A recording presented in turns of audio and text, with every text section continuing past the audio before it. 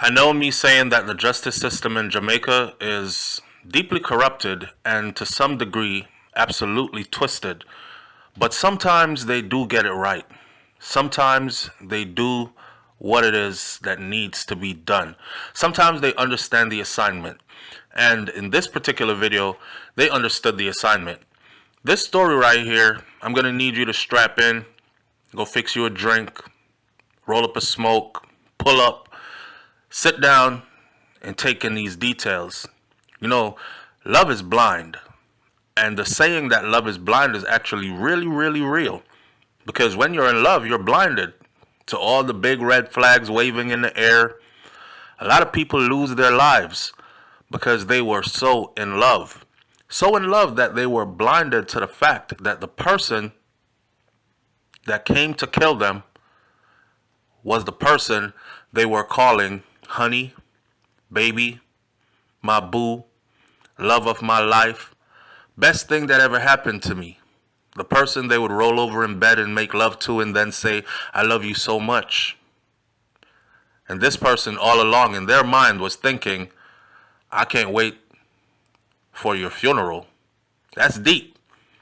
Such is the story of a man named Omar Collymore and his wife, Simone Collymore.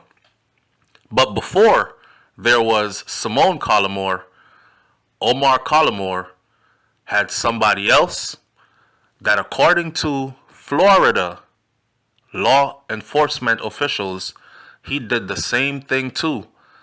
They believe that he did to Simone Collymore. Let's get into this story. So, the old story said confirmation had came that detectives in Florida were working with the Jamaican authorities as they tried to crack a cold case involving Omar Best Collymore, who had been charged in connection with the murder of his wife, Simone Campbell Collymore. Now, I know the first thing you would think is, why would Florida police in the USA be working with Jamaican police in Jamaica? Well, Omar's first woman that he was said to have set up for her life insurance policy and had her killed, the U.S. authorities believed that when that relationship soured, he moved on with a Jamaican woman. Simone moved to Jamaica and eventually ended up doing the same exact thing to Simone in Jamaica. The authorities in the United States of America never stopped looking at Omar. They always thought he was their number one suspect. There was something out of line that they just could not put in line to come get him. However, they were watching this situation unfold closely in Jamaica after he was charged with killing Simone. Now, Simone Campbell Collymore and a taxi driver named Winston Walters, they were both gunned down on January 2nd when the gunmen fired in the car in which they were traveling in a place in Jamaica called Red Hills, St. Andrew. There was a hit that was put out on Simone's life, and when the hitmen went to go get Simone, the taxi driver who was taking her home was just collateral damage. Florida investigators back then, they again turned the spotlight on Omar Collymore following a shooting in Florida that happened nearly a decade before the hit in Jamaica on Simone. A report came out in the Sun Centennial newspaper said Omar Best Collymore's girlfriend, Angela Aguiar, was shot dead on a street in Fort Lauderdale, Florida. This is where it gets spooky. Right around the time when Simone Collymore was murdered in Jamaica, the news from Fort Lauderdale detectives said that they were working with the Jamaican authorities in hopes of solving their own cold case which they believe Omar was their number one suspect for. He just got away. Fort Lauderdale detective Tracy Figone said in a statement that the two slayings have several similarities in them. As a matter of fact, they said it was so close, it was like repeating the same thing right all over again, taking the same steps all over again, just in a different country with a different woman.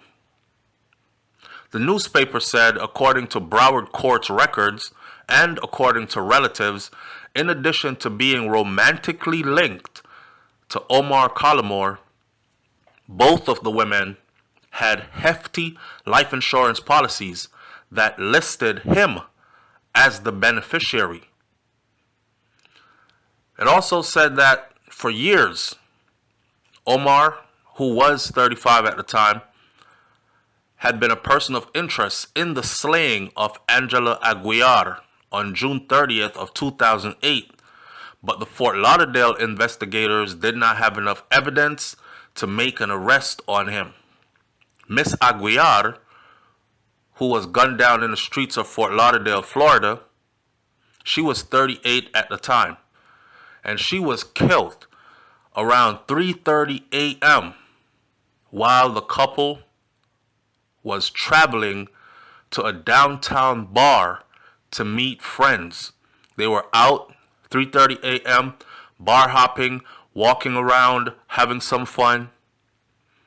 As they got out of their truck, started walking, it was said that an assailant appeared from out of nowhere, shot Miss Aguiar in the chest and in the head, with Omar standing right there.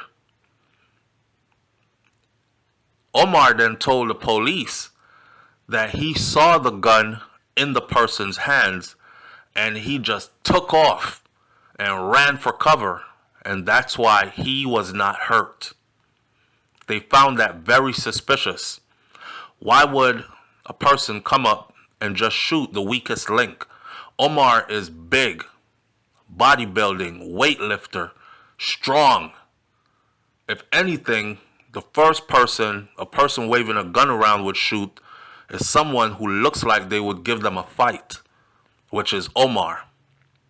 But the person just walked up to the couple, shot the girlfriend Aguiar, Miss Aguiar, in the head and in the chest. Court records show that Miss Aguiar was a real estate agent, and she had just brought a $1 million life insurance policy just a month before she was killed. 1 month before she was killed. Not a year, not 6 months. 1 month, 30 days, and she was dead. Meanwhile, the Sun Centennial had put out that the court's records in a civil case started disputing Miss Aguiar's life insurance proceeds and how it would be distributed, because they believed that there was some type of foul play to this homicide, and they didn't want to pay Omar Collymore the whole $1 million, even though on paper he was set to get the whole $1 million. In an email exchange between the Fort Lauderdale detectives and an insurance claim analyst in June and in September of 2010, the detectives said that Omar Collymore was still implicated in the case, and based on this, the insurance company refused to pay him the full $1 million. Ultimately, it went to a civil case, and the civil case was resolved. He was fighting them in court for her life insurance policy. He was awarded $400,000 in cash. Miss Aguiar's son received the rest of the life insurance policy, which was $600,000. So even though he didn't come away with the $1 million, he still came off with $400,000 in cash. Now I want you to do an exchange money rate, and you will see how much $400,000 in cash is worth in Jamaica. And now we move from the US to Jamaica, because this is where Omar had now moved with his money and his new woman, who would be his next wife. Aguiar, who he was with before, she was only a girlfriend. She was not a wife. This time, he got married to Simone Collymore. Now, when he got married to Simone Collymore, it is said that they moved to Jamaica and they ended up moving to Simone Collymore's family's home first before they branched off on their own, which is normal, right? You're coming to the island, you're settling in, move to the family's house first. There's nothing wrong with that until you get your ducks in a row or whatever. We know you have the money, the resources to do so. And Simone is highly accomplished, and so are you. You have some money. We'll figure it out on the way. No harm, no foul. He was welcomed with open arms into the Jamaican family. He is not Jamaican, and he is not from the United States of America. They welcomed him with open arms into the Jamaican family, and he started a life in Jamaica. Who would know that shortly after that he would take the life of his beautiful wife? We listened to the court case, we listened to the testimonies, we listened to the phone calls, we listened to Simone begging Omar to come home. She knew he was cheating on her. She knew he had a woman on the side, or women on the side. She knew he was taking their money and spending it on women. And one woman in particular, he had spent a lot of money on.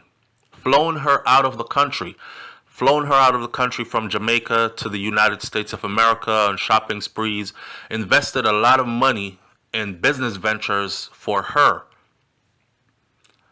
He really wanted to be with his side chick.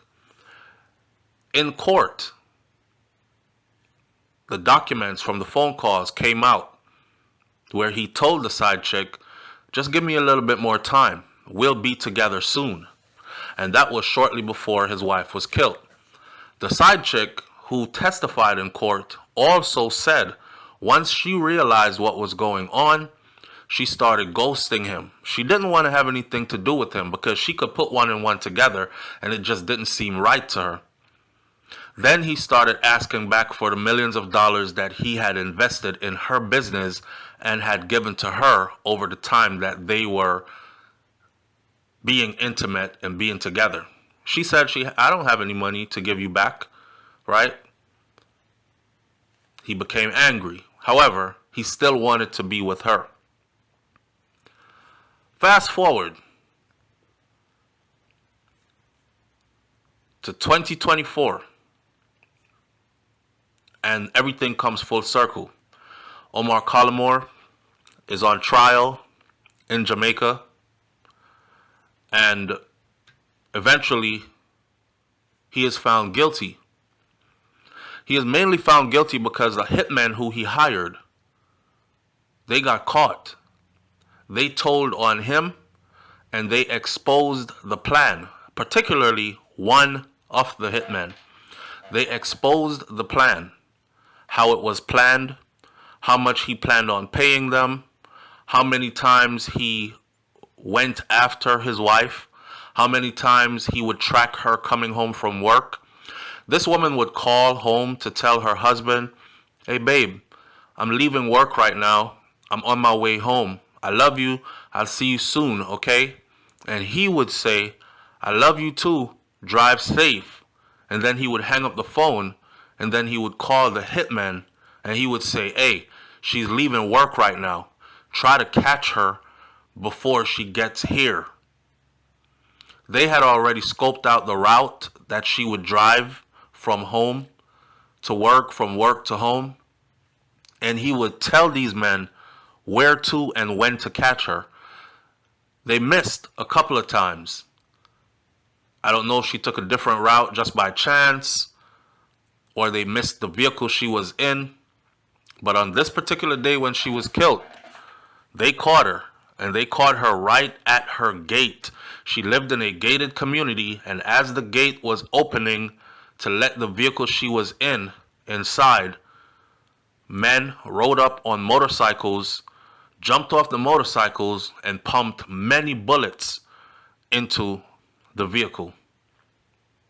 Kingston, Jamaica. Omar Collymore has been sentenced to life in prison for the murder of his wife, Simone Campbell Collymore, and taxi operator Winston Walters.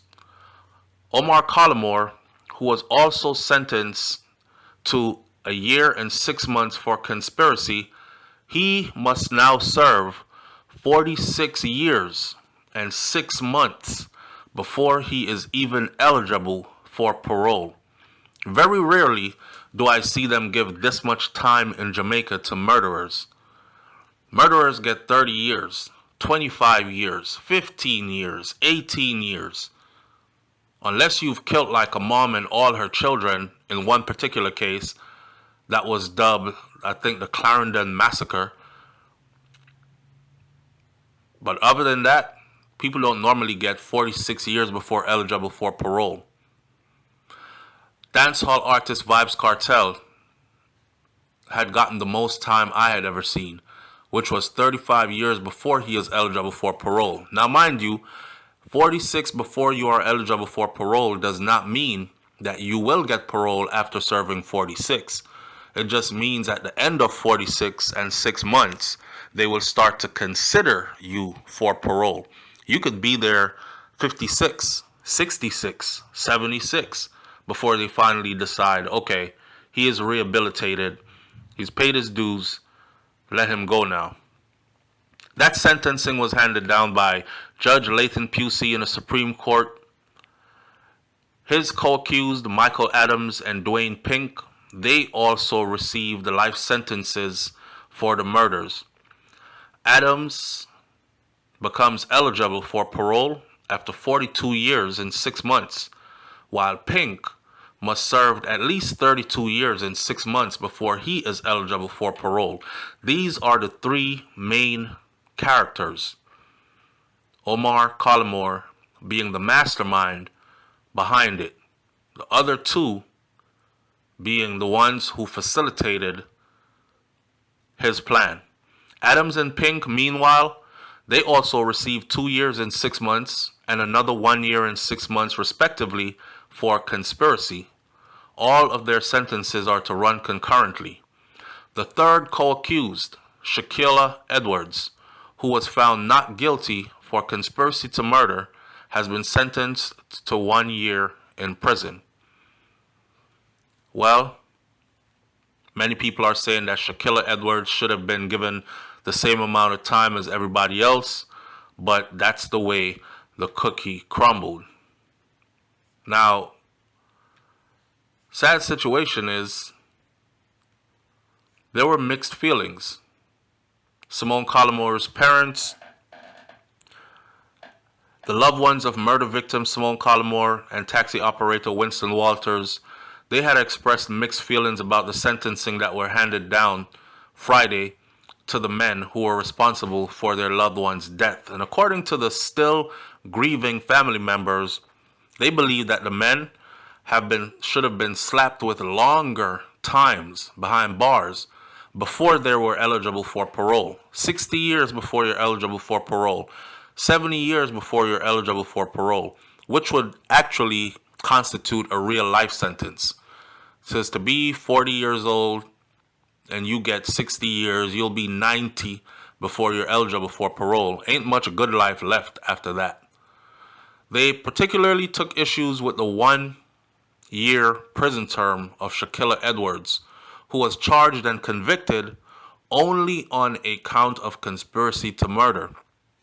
Now, in handing down the 1 year sentence for that crime, that carries a maximum penalty of 10 years, Justice Lathan Pusey actually took into consideration that Edwards didn't have any previous convictions and that the years that he had already spent behind bars following his arrest from January 2nd of 2018, right after the shooting. The other man, Omar Collymore, who orchestrated the murder of his wife, who was riding in Walter's taxi when they were gunned down, Michael Adams and Dwayne Pink, they were all sentenced to life imprisonment, right? Now, sadly, we heard the victim's statement. The couple had a son and a daughter who were very young at the time. And by the time this case had gone to trial and their father had been convicted, the children were now teenagers. The daughter wrote a letter expressing to her father how he had broken her heart, how he had broken the heart of their little brother. She said, I looked up to my mom because my mom was my everything, her idol, which is fitting. A little girl looks up to her mother. But worst, you broke our brother's heart, my brother's heart, because he looked up to you as his dad, an example of what a man is supposed to be. It is said that the little boy is not handling this well, missing his mom. He is getting in trouble in school. I believe he was in some program that he had to be taken out of the program, a military program, because he's just not getting it together. I believe it was the Air Force. The sister says she cries every night. The family is going through a normal grieving process. And this court case did not make it easier, even though it happened in 2018. And the trial was 5-6 years later. 5-6 years later, they had to relive the details all over again. And there were details that came out in court that they did not know, that they were just hearing for the first time. For the first time, they learned how devious this man was. For the first time, they learned how much he really wanted to kill their daughter, their loved one. On the day of her funeral, he was on an airplane leaving the country of Jamaica, heading to the United States of America, while proclaiming his innocence. Now, if this was your wife and you loved her so much, would you not be a man and stand up and be there at the funeral, at least for your children? Your little daughter, your little son must watch their mom's body go into the ground, say their final goodbyes, without you, their big, strong protector, provider, as you're supposed to be, being by their side to comfort them. And your cowardly ass is on a plane hiding out of the country. He thought that he would pack his bags and quietly leave while everybody was distracted by her funeral. And by the time the funeral was over and everybody would be looking for him, he would be long gone. But the Jamaican authorities were on his ass. And they caught him at the airport in Jamaica. And they went on the tarmac and they went into the plane and they took him off the plane. And from that, he was let go again with an order to report to a certain location on a certain day to law enforcement for further investigation. And he ran again. And he was hiding again. And he was trying to leave the island again. And they caught him in a guest house, hiding. And then they put him in custody. Jamaica is funny like that. If you are an American or a foreigner and you have money, you can buy your way out of things. Sometimes. Just this particular time, Omar was not able to buy his way out of things. Some call this justice served. Some call this karma coming full circle. For his girlfriend, who he had the $1 million US life insurance policy on in the US, where he ended up getting 400,000 of it. The one that was shot down in the streets of Fort Lauderdale right beside him. And for Omar Collymore. Yes, we would like to have seen Omar get 100 years, life without the possibility of parole. But that's the Jamaica's justice system. They don't give that time. I've never heard anybody in Jamaica get life without the possibility of parole. But 46 years before you are even eligible for parole, he will have the next 4.5 decades to think about what it is that he did. Not just to Simone, not just to the woman in Fort Lauderdale, but to whatever other persons he might have harmed along the way in life. That's a lot of time to sit down and think. You know, in closing, I'll say this. There's a lesson to be learned here for everybody. Sometimes you just don't know. You can dot all the I's, you can cross all the T's, you can pray for the spirit of discernment, but love is still blind. And when your heart leaps and you're in love, you let a lot of things slide. And sometimes it's the big warning signs that you let slide that come back to haunt you or haunt your family members because you won't be around anymore. May these ladies' souls rest in peace because they have finally gotten some level of justice. May their families now be able to move forward with some kind of closure. And may we all learn from this. Leave your comments in the comment section below. Tell me what you think about this one, and I'll catch you on the next video. It's SouFLoTV. I'm out. Peace.